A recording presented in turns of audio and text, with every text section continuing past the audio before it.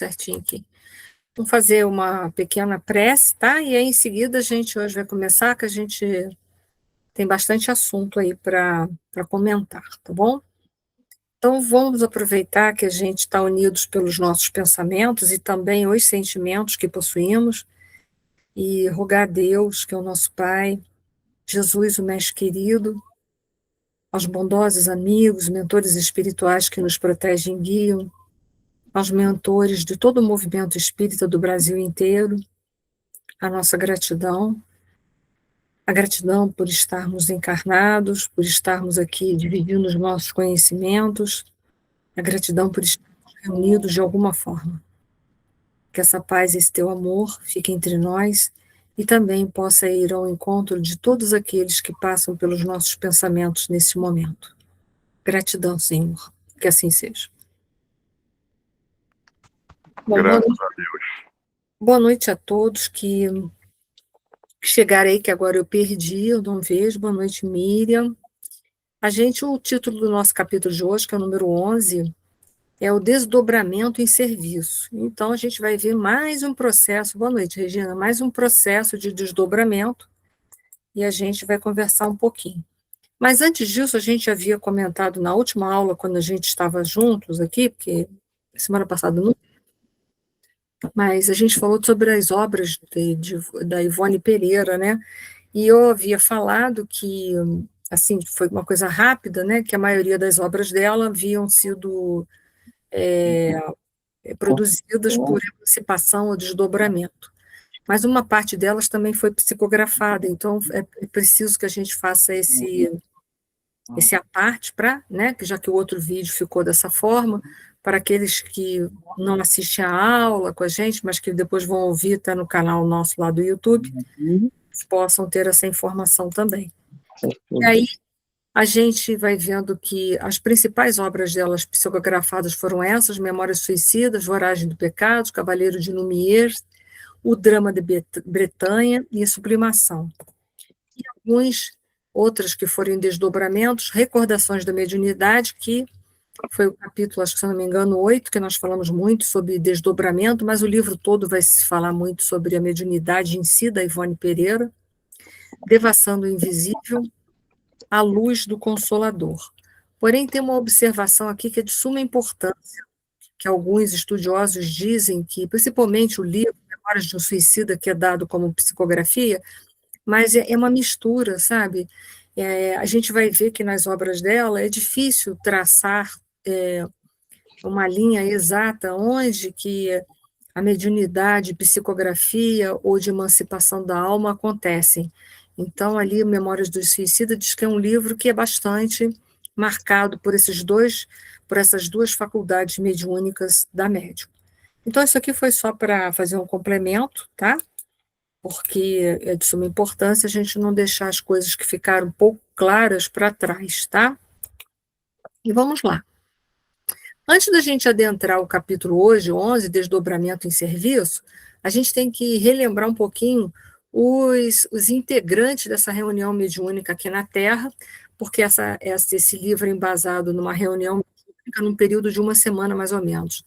Nós temos o Raul Silva, que é o dirigente encarnado dessa reunião, a dona Eugênia, lembra? Aquele médium psicofônica de grande docilidade, que tem consciência, muito intuitiva, o Anélio Araújo, que é um médium clarividente, clareaudiente, que a gente já fez as separações, e psicógrafo, que ainda está no processo de educação, né, da sua mediunidade, o Antônio Castro, que é o que vamos narrar hoje, médium sonâmbulo, que se desdobra com facilidade.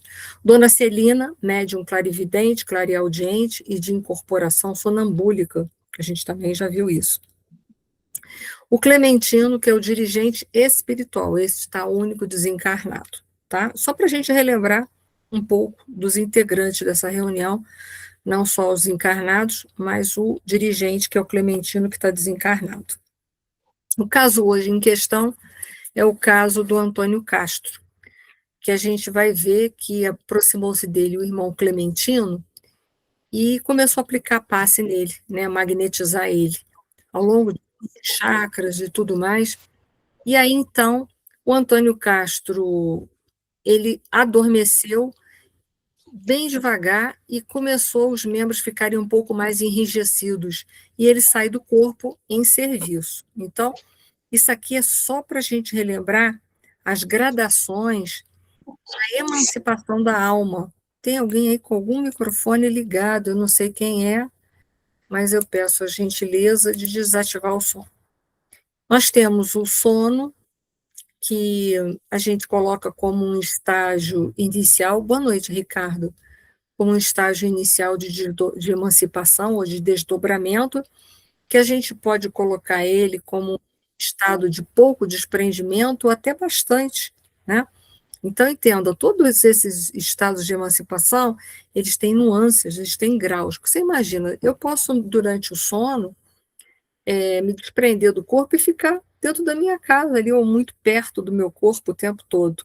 Ou eu posso sair e ir para regiões espirituais mais elevadas, em planos para estudar, ou mesmo até mesmo para quê? Para trabalhar. Então, a gente tem que entender que a gente colocou graus ali, mas existem gradientes desses graus, né? A dupla vista, que é a capacidade do desprendimento e fazer com que eu possa ver um pouco mais a distância, e é claro que ele é um grau de desprendimento um pouco mais significativo, um pouco mais profundo, a gente vai ter o sonambulismo nos seus diversos gradientes, e o mais de todos, o grau, né, de emancipação, de desprendimento, nós vamos ter o êxtase, que a gente até falou sobre aquela obra de João Evangelista, que é o Apocalipse, que foi escrita desta forma, tá? Isso também a gente precisa relembrar, porque depois a gente vai dar seguimento aos nossos estudos aqui essa noite. E aí a gente vai ver que existe uma narração aí, né, do desdobramento do médico Antônio Castro, olha lá. Do tórax emanava com abundância um vapor esbranquiçado que, em si, acumulando a feição de uma nuvem, depressa se transformou à esquerda do corpo denso do médium, né, numa duplicata do médium, em tamanho ligeiramente maior. Nesse instante agora, a gente vai ver com profundidade mais para frente que ele está começando a relatar o duplo etérico, tá? Que é um corpo onde vai armazenar, a gente vai ver esse... Boa noite, Lorena. A gente vai ver um pouco mais para frente nos slides, mas é onde nós vamos ter o nosso armazenamento de fluido vital, ok? Então, quando ele se desprende, né, o duplo etérico aqui, nesse caso, vai aparecer, nesse caso específico, e vai levar com ele ele vai levar, não, estar nele o nosso fluido vital. Por isso que ele colocou aqui, ó, do tórax emanava uma abundância, um vapor esbranquiçado, porque é também no duplo etérico que alguns estudiosos acreditam que ficam toda a matéria das materializações, que são a matéria-prima é o ectoplasma. Então, vamos lá que vai começar. Então, aqui numa colocação bem simplória, né? Quando nós estamos encarnados, nós temos o corpo físico, nós temos o duplo etérico, nós temos o perispírito. Eu não botei aqui, mas a gente ainda tem o campo, o corpo mental, que é o que vai, né, sustentar o perispírito. E, acima de tudo isso, nós somos espíritos imortais. Então, vamos lá, isso é só relembrando. Se estiver muito complicado, é só falar. Duplo etérico. A gente já ouviu falar isso dentro da doutrina dos espíritos. Isso é um conceito espírita ou não? Tem uma briga nisso, então de vez em quando eu trago algumas informações para quem não sabe ficar sabendo. O conceito de duplo etérico é controverso no meio espírita. Ele aparece em obras de autores respeitados como André Luiz, além de outros. Porém, o duplo etérico não foi definido por Kardec, não foi. Não foi mesmo, como o corpo mental também não, ou o campo mental também não foi. Tá? Na verdade, o duplo etérico é um conceito esotérico.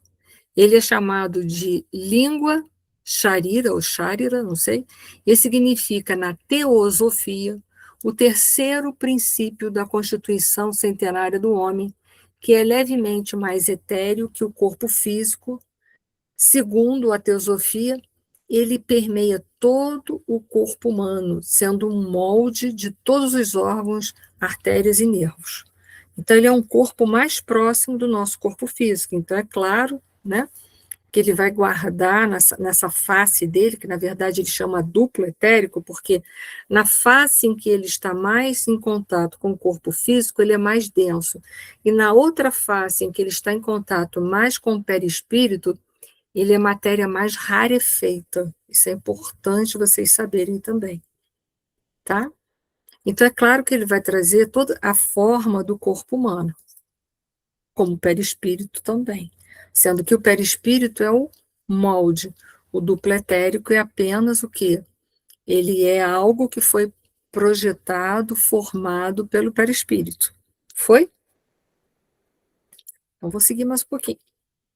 Beleza, então estou seguindo, hein? Se vocês estão lá, estão antenados.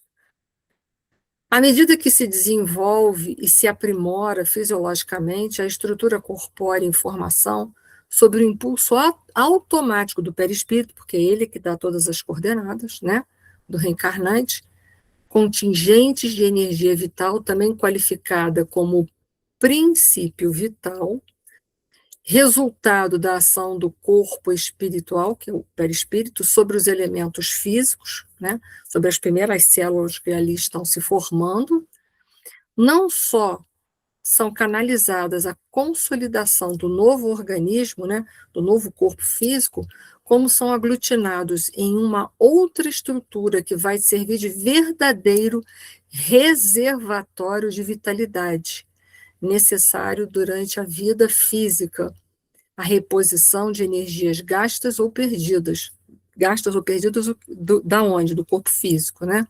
É o chamado duplo etérico. Então, ele a princípio, ele tem essa finalidade, ele é um reservatório de vitalidade.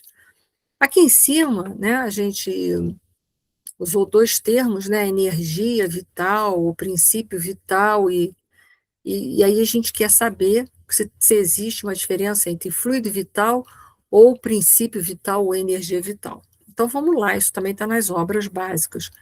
O princípio vital é propriedade característica especial da matéria universal, quer dizer, ele está em latência no fluido cósmico universal.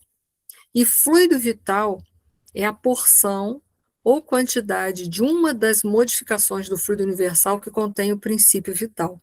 Então, assim, o fluido vital é uma porção que eu absorvi do princípio vital para dar vitalidade ao corpo físico que eu estou agora construindo, sedimentando, organizando no momento da encarnação, no momento em que o espírito começa a se ligar ao corpo físico, ao seu novo corpo físico, que está naquele processo de mitose, de meiose, de crescimento.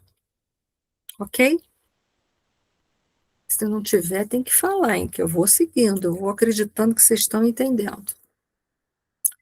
O duplo etérico tem denominações em outras correntes filosóficas religiosas. Campo ou corpo vital, corpo ou campo etérico, corpo ou duplo etérico, biossoma, corpo ódico, corpo bioplásmico, pranamaya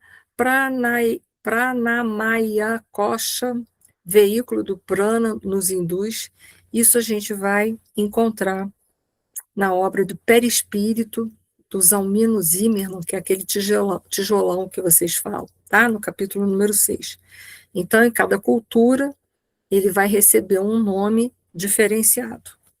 O nosso ficou como duplo etérico mesmo, e a gente não mudou nada, tá? Nós adquirimos essa nomenclatura, pegamos emprestado. A gente sabe, né, que isso aqui é uma coisa que eu trouxe, que é uma curiosidade de alguns. O perispírito nosso, ele está ligado célula a célula um corpo físico. É importante a gente compreender isso, tá?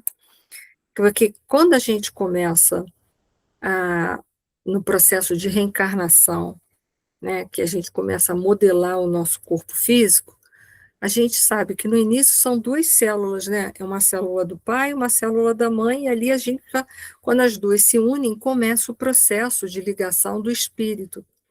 Então, o perispírito está unido em todas as células do nosso corpo, todos, fios tênues que a gente não consegue perceber. Existem algumas ligações mais significativas, que são os chakras, que nós conseguimos ter noção, já ouvimos bastante, mas tem esse famoso cordão de prata, que a ligação dele aqui não é na boca, não, que o desenho ficou bom, mas é aqui mais próximo do umbigo, tá? A gente pede a IA para fazer, mas nem sempre eu consigo fazer tudo certinho.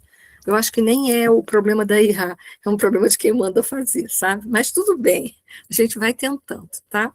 Eu vou fazendo as correções e vocês vão tentando me ajudar. Dizem que essa ligação é uma ligação mais significativa, né, que fica mais ou menos ali na altura do umbigo, uma ligação mais vigorosa, que é chamado cordão de prata. O médium assim desligado, por que a gente vai falar nisso, né?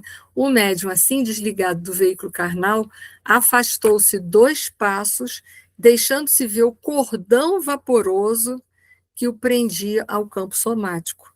Então, assim, aquele corpo vaporoso, que inicialmente o que a gente vai estar vendo é aquilo que é mais grosseiro inicialmente, que é o duplo etérico, ele é mais grosseiro do que o perispírito, né?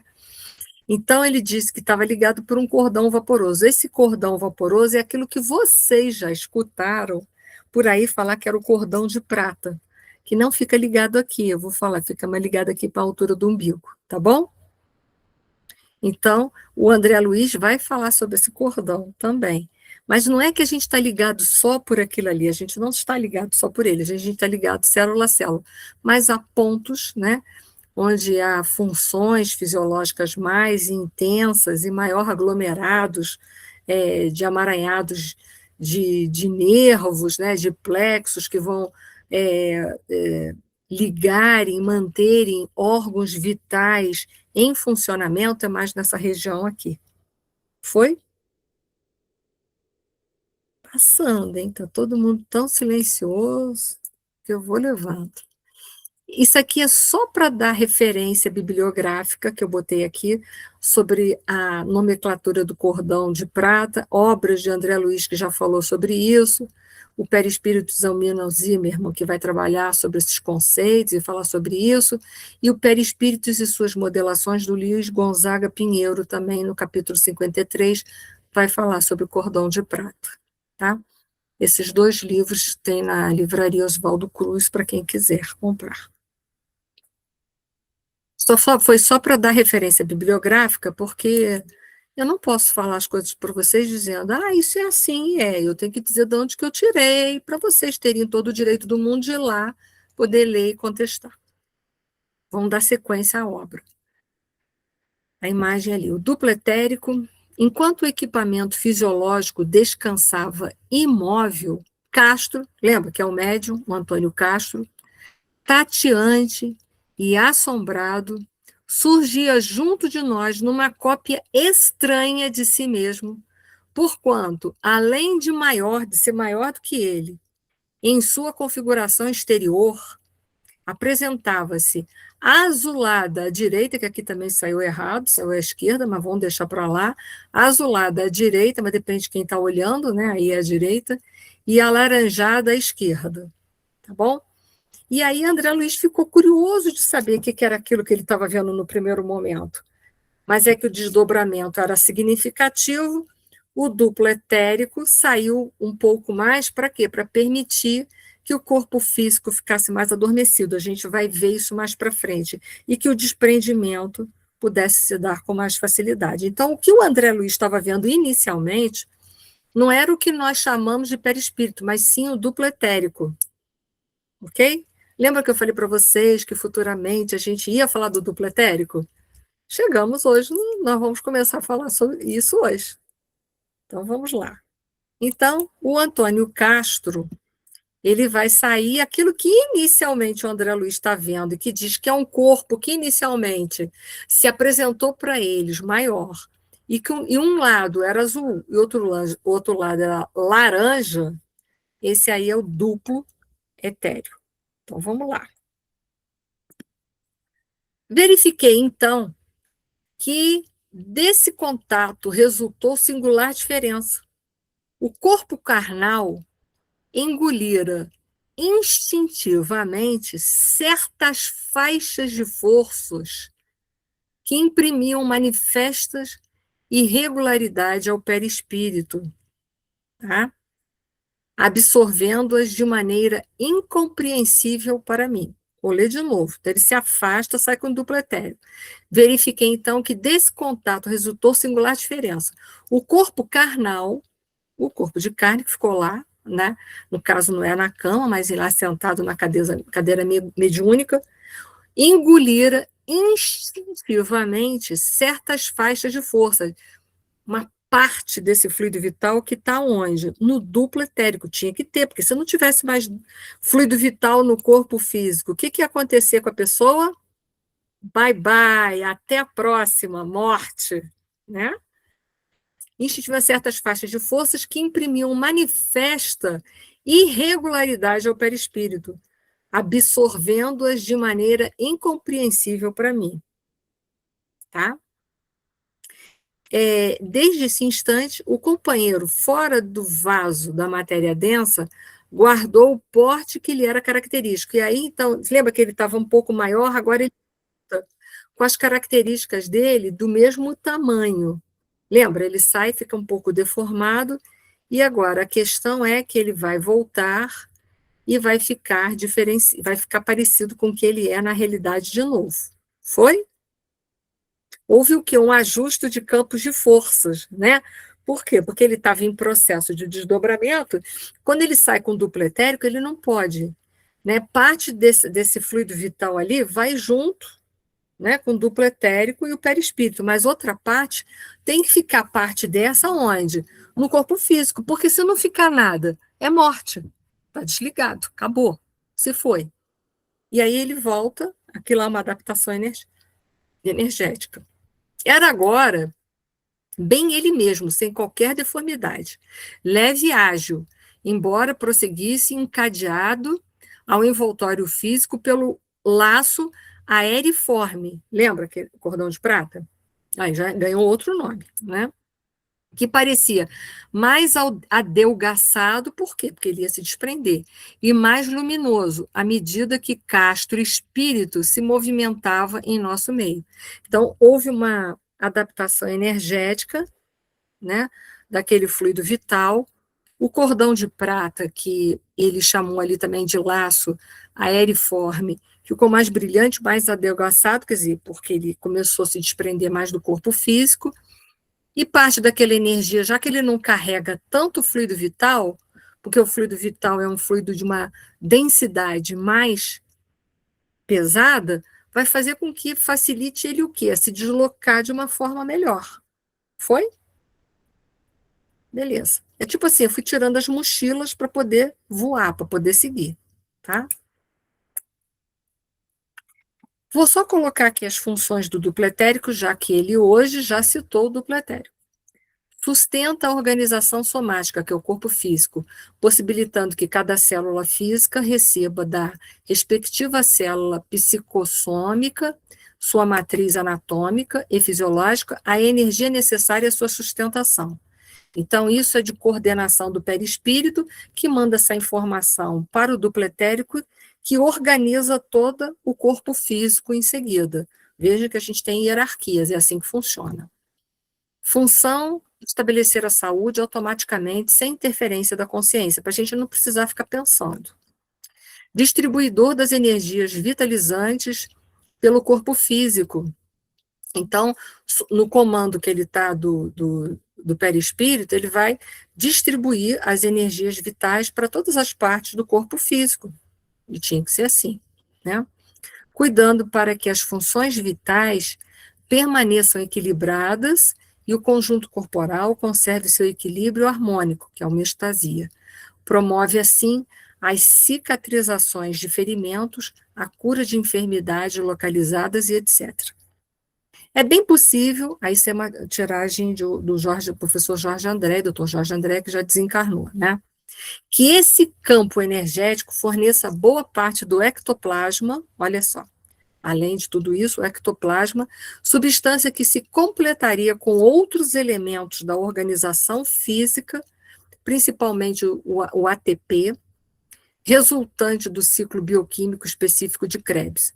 É preciso que se diga que o ectoplasma, para completar a sua estruturação, necessita arrecadar substância nos reinos da natureza, mineral, vegetal e animal. E também espiritual, ele não colocou ali, mas é. Tá? As materializações precisam desse conjunto de energias. Então, ele acredita que o ectoplasma, parte dele é do corpo físico, deve ser metabolizado ali na parte do ATP, né? Mas que não é só, no momento da materialização, não é só o ectoplasma do médium que vai ser utilizados para as materializações, mas também vai entrar parte de estruturas do reino mineral, vegetal e animal, e espiritual, do mundo espiritual, tá? Mas isso aqui não é o momento. Por constituir basicamente um aglomerado de energias neuropsíquicas, no dizer de André Luiz, tudo indica que seja de fundamental importância o seu papel nos fenômenos de exteriorização da sensibilidade, como agente condutor de estímulos em direção ao sistema nervoso.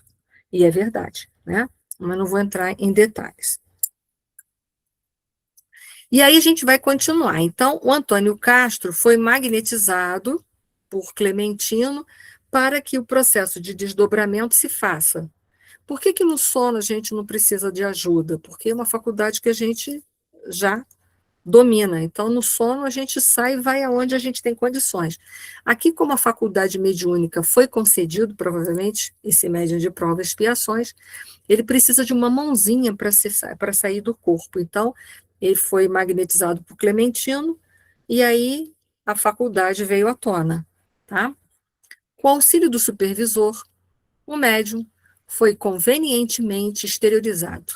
Então, começa o processo de emancipação do Antônio Castro.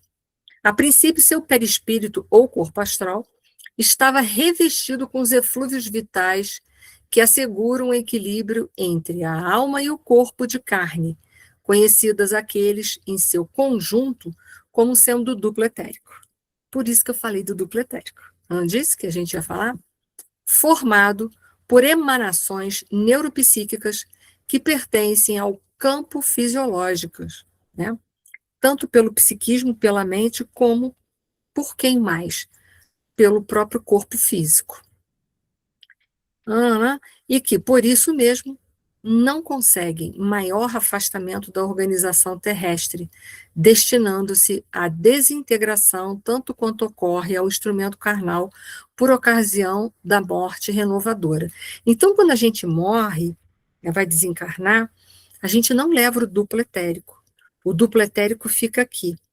Ele fica e vai sendo desintegrado junto com o corpo físico. Lembra que alguns espíritos, né, alguns vampiros existem nos cemitérios? O que eles querem se banquetear? Desse restinho do fluido vital que nós temos, que fica lá, um restinho que não é o suficiente para manter a vitalidade do corpo físico, né? Ou mesmo porque o corpo físico já se deteriorou e não adianta ter fluido vital, né? E aí o que acontece? Aquele corpo, tendo ainda um restinho, ou estando encharcado, por exemplo, no caso dos suicidas, o que esses vampiros que estão no cemitério, o que eles querem? Sorver esse fluido vital para ter sensações físicas, das quais eles não conseguem mais ter por não terem um corpo físico. Ok? Então, o duplo etérico, ele também se desintegra, ele não vai com a gente para o plano espiritual. Ele fica aqui na dimensão da Terra, no campo espiritual mais próximo da Terra, e vai sendo, né, se desintegrando e voltando, lembra? Aquele princípio vital que a gente falou inicialmente lá nos primeiros slides, que é aquele princípio vital que está em todo o fluido cósmico universal, que quando a gente reencarna, a gente sorve parte dele, e quando a gente retira parte dele, a gente chama aquilo de fluido vital. Foi? Vocês estão me olhando com uma cara impagável, mas vou seguir, hein? Deixa eu ver onde que eu parei, ó. Vocês estão botando mãozinha, eu vou acreditar, hein? Para melhor ajustar-se ao nosso ambiente, Castro devolveu essas energias ao corpo inerte. Lembra que eu falei para vocês que parte daquela energia foi para o corpo físico? Por quê? Porque, primeiro, que o corpo físico sem energia vital nenhuma, morte. E segundo, porque ele também precisa agora o quê? Ter mais leveza para poder se desligar, né, e ir com o seu perispírito aonde ele precisa ir. Garantindo, assim, o calor indispensável à colmeia celular e desembaraçando-se, tanto quanto possível, para entrar no serviço que o aguarda. Tá ok? Então, agora ele vai poder prosseguir no processo de emancipação, de sonambulismo. Ele vai se desdobrar e vai no serviço que compete a ele, que a gente vai ver para frente. O que que o Antônio Castro vai fazer? Ah, disse Hilário com expressão admirativa. Aqui vemos, desse modo, a exteriorização da sensibilidade. Sensibilidade principalmente porque se ele é um fluido, o duplo etérico, ele é um reservatório de fluido vital, e ele é um fluido neuropsíquico, né? É ele que promove, né, o intercâmbio, ele é a ponte entre o corpo físico e o perispírito. Sim, se algum pesquisador humano ferisse o espaço em que se situa a organização perispirítica do nosso amigo, registraria ele, de imediato, a dor do golpe que se desfechasse, queixando-se disso através da língua física, porque, não obstante liberto do vaso somático, prossegue em comunhão com ele, por intermédio do laço fluídico de ligação. Então, vamos lá? A gente já viu isso aqui. Eu não sei porque eu botei 2 vezes. Nosso irmão, com a ajuda de Clementino, que é o mentor espiritual dessa reunião, está usando as forças ectoplásmicas que lhe são próprias, acrescidas com os recursos de cooperação do ambiente em que nos achamos. Lembra? Porque parte do ectoplasma, lembra que eu falei lá, quando eu estava falando do duplo etérico? Que eles acreditam que parte da energia que o médium doa, o ectoplasma que ele doa na hora da materialização, está concentrado no duplo etérico. Porém, no momento da materialização, não é só o ectoplasma do médium que vai ajudar a materializar o espírito comunicante, por exemplo, mas também parte dessa substância vem dos reinos da natureza e do mundo espiritual. Ok? Isso é só para relembrar os fatores, o que compõe uma materialização. Deixa eu ver onde que eu estou. Eu vou ler de novo. Está usando as forças ectoplásmicas que lhes são próprias, acrescidas com o recurso de cooperação do ambiente em que nos achamos. Semelhantes energias transudam de nossa alma conforme a densidade específica de nossa própria organização, variando desde a sublime fluidez da irradiação luminescente até a substância pastosa com que se operam nas crisálidas os variados fenômenos de metamorfose. Então, os fluidos que nós doamos, eles podem ser mais densos e menos densos? Claro, porque a densidade desses corpos é diretamente proporcional ao nível de evolução. Quanto menos denso é um corpo, mais evoluído é moralmente aquele ser. Ok? Então, vamos seguindo. Então, o Antônio Castro está em processo de desdobramento, né? E vamos lá. O ectoplasma é uma das substâncias mais fascinantes e complexas, que eu vou falar um pouquinho sobre isso, estudadas pela fenomenologia espírita e parapsicológica. Ele é considerado material fundamental para que o mundo espiritual consiga atuar de forma tangível sobre a matéria densa. O que é e onde ele vem? O ectoplasma é uma substância semimaterial situada entre a matéria física e a energia perispirítica, ou seja, o duplo etérico. No ser humano, ele tem origem principalmente lá, e é produzido através do metabolismo da célula, né, a força vital, misturando as energias da natureza, elementos da água, ar, plantas, animais e até mesmo o mundo espiritual, tá? Natureza e aparência desse ectoplasma. Nos relatos de sessões de materialização, como aquelas descritas pelo pesquisador William Crookes nas obras ou nas obras de André Luiz, o ectoplasma é descrito como um material viscoso, de viscosidade, uma massa amorfa, ou seja, sem morfa, ela vai tomar a forma que o espírito comunicante vai dar a ela, né? Às vezes líquida, pastosa ou filamentosa, com os fios de teias de aranha. A cor geralmente esbranquiçada, acinzentada ou levemente azulada.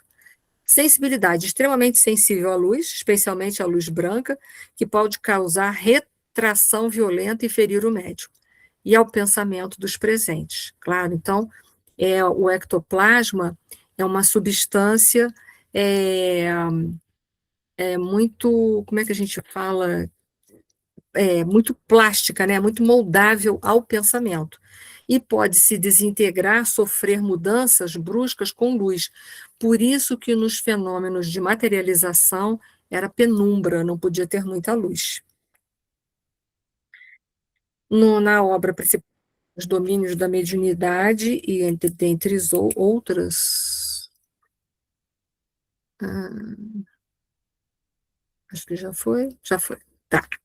Dentre outras, espera aí.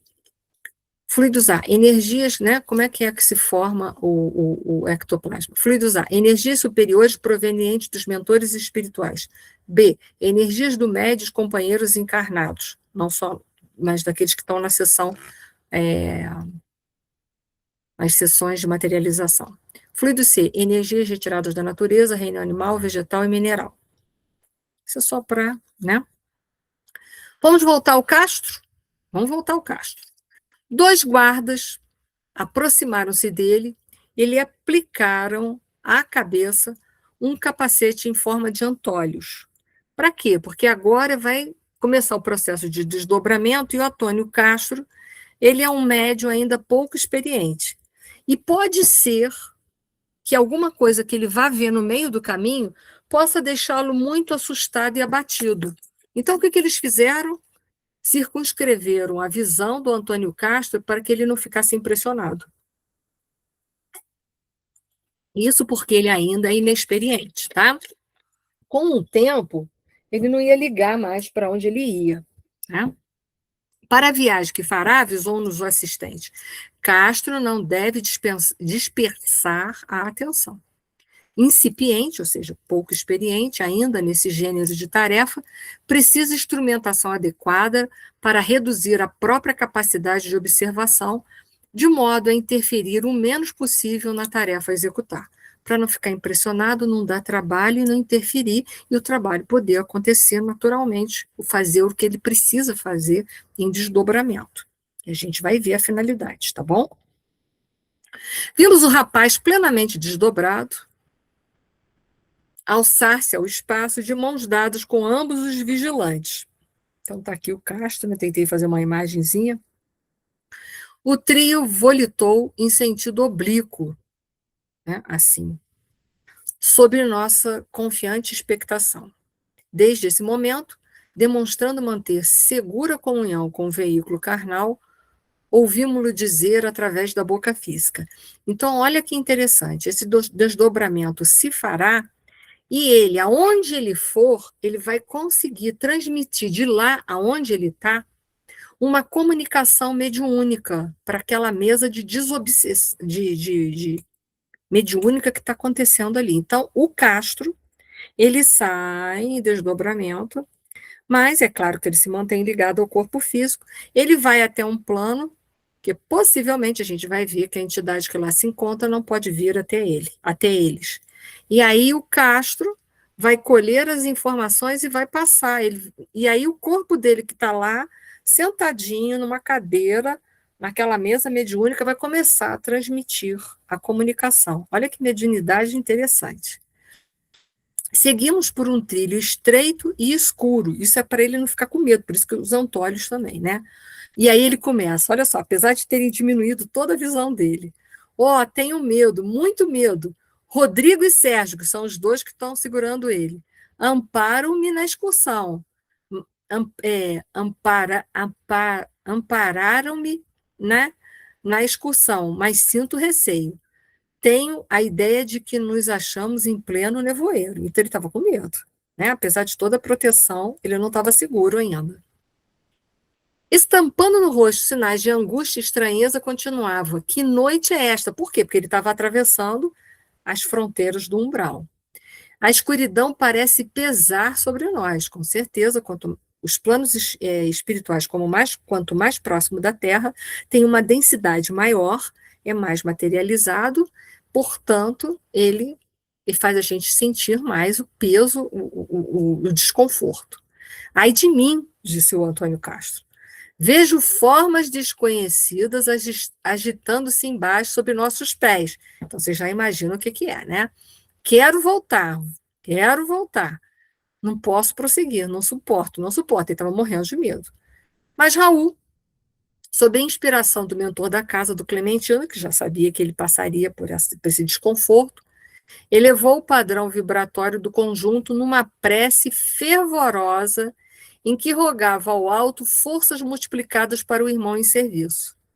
Então, olha como foi importante, como é importante a mesa mediúnica estar muito coesa, porque nessa hora o Antônio Castro está verbalizando que ele está com medo de onde estão levando ele. O que acontece a mesa mediúnica entrando em prece? Essas vibrações positivas vão alcançar o Antônio Castro e vão dar força para ele prosseguir nesse trabalho, porque não é fácil. Não é fácil.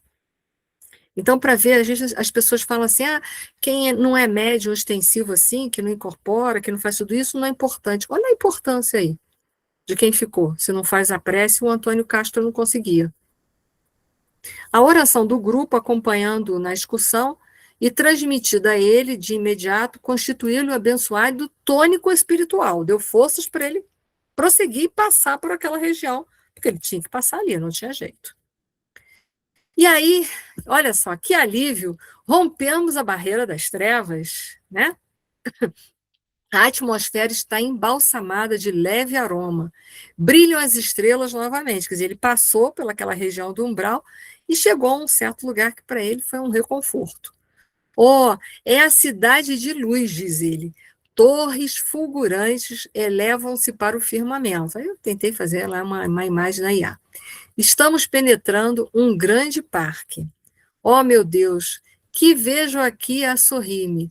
É o nosso Oliveira. Como está diferente. Mais moço, ele fala. Quem é Oliveira, a gente vai saber que foi um dos trabalhadores daquela casa que havia desencarnado. Ele foi até Oliveira, porque Oliveira não podia ter ele. E agora a coisa vai acontecer. Né? Olha que interessante a mediunidade, que serviço essa mediunidade. Né? Que felicidade, que felicidade. Oliveira, meu amigo, que saudade de você. Por que razão teríamos ficado assim sem a sua cooperação? Ele pergunta. Sabemos que a vontade do Senhor deve prevalecer, mas a distância tem sido para nós um tormento, disse o Antônio Castro. A lembrança de seu carinho vive em nossa casa. Seu trabalho permanece entre nós, como inesquecível exemplo de amor cristão. E ele diz: volte, vem incentivar-nos na sementeira do bem, amado amigo. Nós sabemos que a morte é a própria vida, no entanto, sentimos sua falta. Esse volta, gente, esse volta aí, volta, vai lá, vai ficar mais perto da gente, vai trabalhar com a gente. Mas nem quem está falando assim, Antônio Castro, por que você morreu, né, abandonou o corpo? Não, não é isso, tá? Essa imagem aqui é para a gente lembrar de novo a emancipação da alma e seus graus, né? Que nós vamos ter um desprendimento. No sonambulismo, a gente vai ter mais a letargia, o corpo inerte, né? Como se estivesse adormecido. Na catalepsia, uma certa rigidez. Só para relembrar esses essa aula que nós já tivemos, esses conceitos, essas colocações. E aí vamos seguir. Que felicidade, Oliveira. Será que eu copiei tudo de novo? Copiei tudo de novo. Vamos lá. Depois eu tenho que tirar isso aí.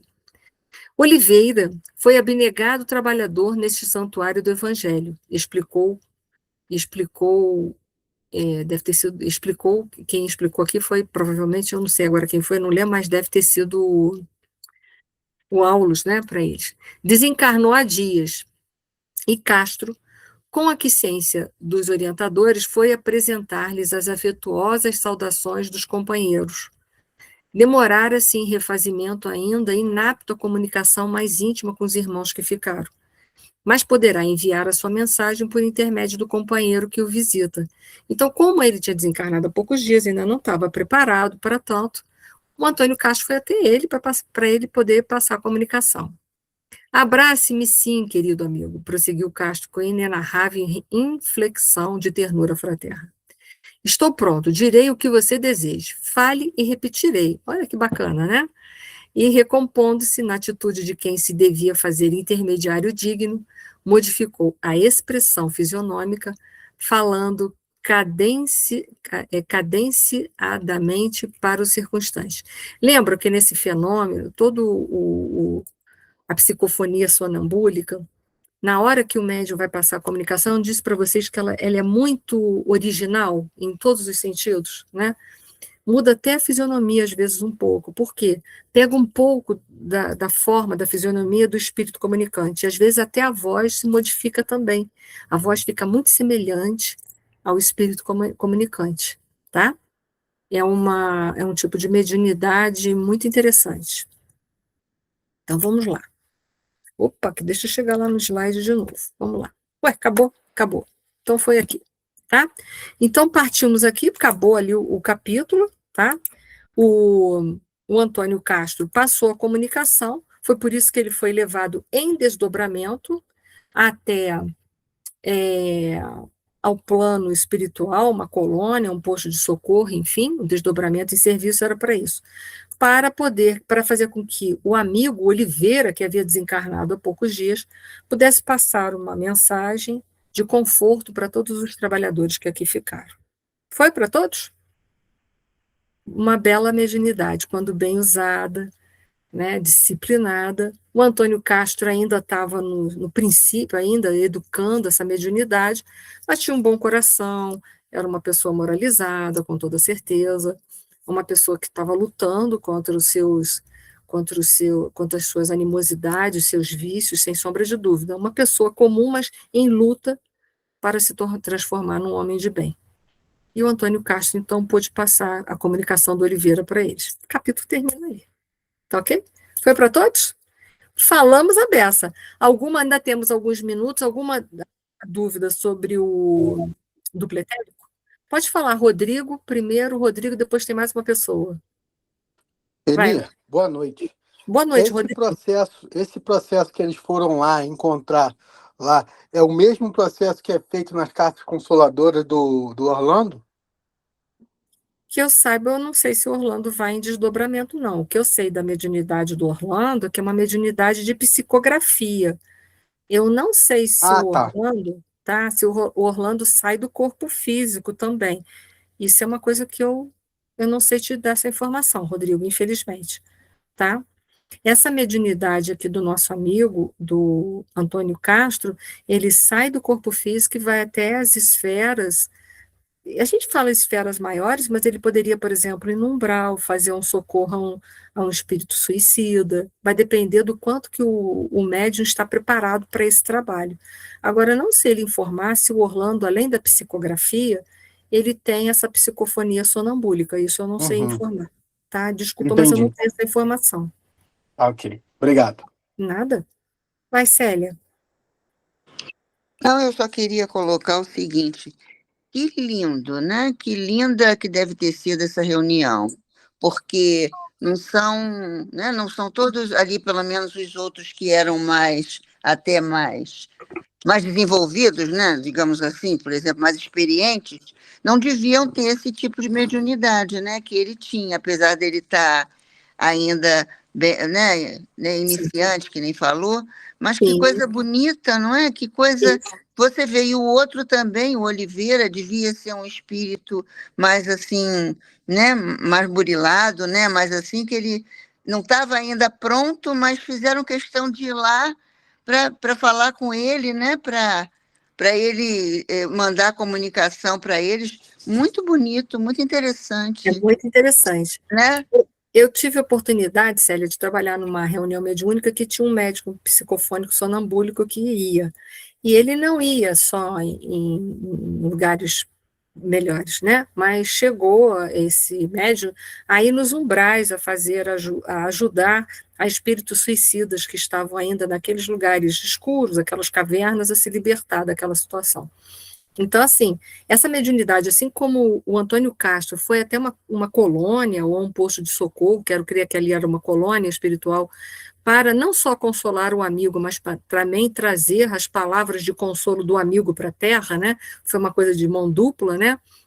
Essa mediunidade não só serve para ir numa esfera mais elevada, como também para fazer resgate de espíritos que ainda estão presos nos umbrais, em lugares trevosos, para ajudar nesse processo. Porque às vezes são espíritos que não têm condições de virem até as mesas mediúnicas, mas o médium pode ir até lá para ajudar a libertá-los. É muito interessante, né? É uma mediunidade tanto, né? Mas é claro que são mediunidades que vão requerer aquilo que o Emmanuel falou para o Chico Xavier: disciplina, disciplina e disciplina, né? Não é mole, não. Mas... É um pouco da mediunidade da Ivone também, que ela era levada, né, para vivenciar tudo, depois, na volta, escrever. Ela escrevia. Era interessante aquela mediunidade, era mais uma nuance dessa mediunidade, né? Eu fico pensando, como é que ela conseguia, né? Porque geralmente ela relatava que via, assim, quase que o livro todo, às vezes o livro todo, depois voltava e escrevia, né? Como é que é isso, né, gente? É uma coisa de doido, né? Eles plasmavam a história toda para ela, isso, depois ela voltou a poder escrever. Isso aí. É muito interessante. Revia, né? Ela revia, isso aí. Revia, era uma revisão dos fatos, e aí ela transcrevia. Transcrevia. Olha que coisa interessante. Tem tanta coisa da mediunidade que eu vejo que a gente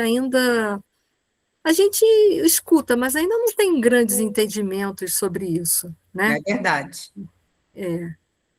É isso. Mas gente, era essa a aula. Se vocês tiverem ainda alguma dúvida que eu tiver capacidade de colocar, de passar, se eu não tiver, anoto, vou pedir aos universitários, tá? Mas, por isso que eu falei do duplo etérico, que eu mencionei em aulas passadas, que nós chegaríamos até ele, né?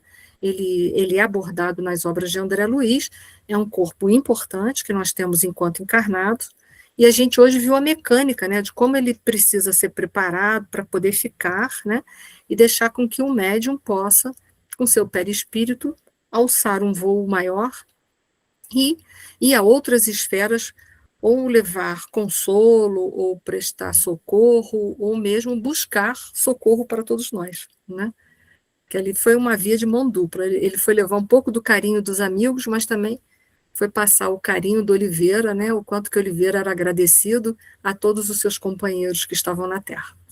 Então, uma mediunidade muito interessante, muito. E que lindo também essa possibilidade que a espiritualidade deu a ele de desenvolver mais ainda a mediunidade dele, né? Sim, sim. Não é? Fizeram isso, né, para ajudá-lo, né? Isso aí. Olha quanta coisa bonita, né? Quanta coisa bonita. É um livro, eu gosto muito desse livro também, ele também me ensina muitas coisas, né? Era isso, amigos. Então, se vocês tiverem mais alguma colocação, fiquem super à vontade. Se vocês quiserem fazer pergunta, façam. A gente tem 5 minutos, senão eu vou terminar a aula. Né? Bom, então, gente, que a paz de nosso Senhor Jesus Cristo, nosso divino amigo, nosso mestre, nosso modelo e guia, continue entre todos nós, que ele possa conduzir os nossos corações, os nossos pensamentos da melhor maneira possível. Muito obrigada a todos. Até semana que vem. Beijos. Tchau, gente.